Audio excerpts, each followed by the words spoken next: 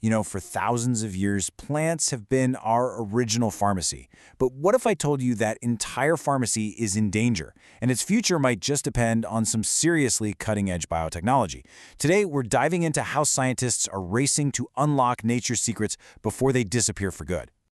Okay, let's kick things off with a number that's, well, it's kind of hard to wrap your head around.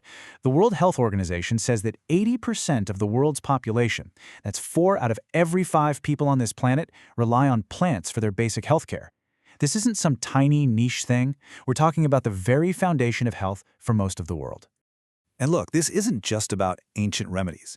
You can walk into any modern pharmacy today, and a full quarter of the medicines on those shelves, drugs developed in shiny high-tech labs, actually started out as a plant. Ancient wisdom is literally powering modern science. So, how does that happen? How does a simple leaf or a flower turn into a pill that could save your life? Well, let's step inside what I like to call nature's hidden pharmacy and see what makes these plants so incredibly powerful. I mean, think about some of the absolute blockbuster drugs we all know. Aspirin, yeah, that comes from willow bark. Morphine, a cornerstone of pain management, that's from the poppy plant. And what about the incredible cancer fighter, paclitaxel? That's from the yew tree. These are the heavy hitters, and they all started out in the wild. So what exactly are scientists hunting for inside these plants? They're on the lookout for something called secondary metabolites. Now, that sounds super technical, right? But just think of them as the active ingredients. They're these amazing, potent chemicals the plant creates to defend itself, which just so happen to be incredibly powerful for us, too. Okay, so we have this incredible natural resource, this global pharmacy that's been serving humanity for millennia. But, and this is a big but, it's in serious trouble. In fact, you could say this pharmacy is under threat. Which brings us to a really urgent question, right? What is putting these vital resources at risk? I mean, why now? Why is this amazing medicine cabinet, after all this time, suddenly in danger of shutting down for good? And the answer is, well, it's not just one single thing. It's more like a perfect storm of problems. First off, the active ingredients we need, they're often in super tiny amounts. Then, a lot of these plants take years to grow. And on top of that, we're dealing with overharvesting, climate change wiping out habitats, and a dangerous loss of genetic diversity. It's a crisis hitting from literally every angle. And this really gets to the core of the issue. The old methods, just planting and harvesting, they're just too slow, too unreliable to deal with all of this. We simply can't grow our way out of this crisis. We need a whole new game plan. And this is where the story takes a turn. This is where modern science steps up to the plate. So let's meet the Biotech rescue team and check out the powerful and, honestly, pretty hopeful solutions they're bringing to the table.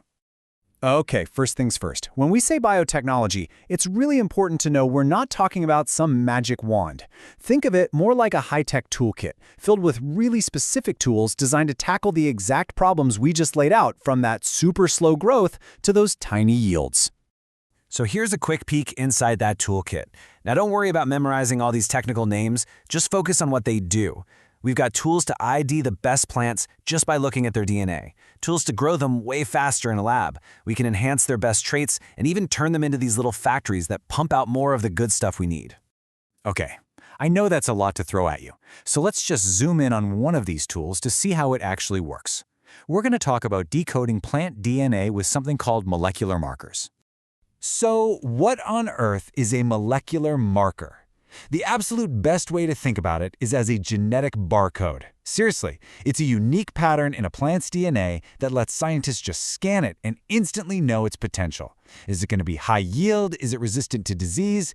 It's like reading the blurb on the back of a book instead of having to read the entire thing from cover to cover. And this is why it's such a massive game changer. The old way, you'd have to plant a seed and just wait, sometimes for years, like with ginseng, just hoping you got lucky with a good one. But the new way, a quick DNA test can tell you if you have a superstar plant from day one. It completely transforms a game of luck into a precise science. And hey, this isn't some futuristic sci-fi stuff. This is happening right now. All over the world, scientists are using these genetic barcodes to find the most potent kinds of licorice, to help protect coneflower populations, and to pick out the highest yielding medicinal plants before they even go in the ground. It's this quiet revolution happening in labs everywhere. All right, so let's pull the camera back a bit, Because at the end of the day, this isn't just some cool science experiment. This work has huge, real-world implications for the future of medicine, and that means for all of us. Look, this isn't just about saving endangered plants for the sake of it, as important as that is. This is about securing the future of medicine itself. It's about finding the next generation of life-saving drugs. The biodiversity locked away in these plants is like a massive, undiscovered treasure trove of future cures. And that really leaves us with one final and pretty critical question.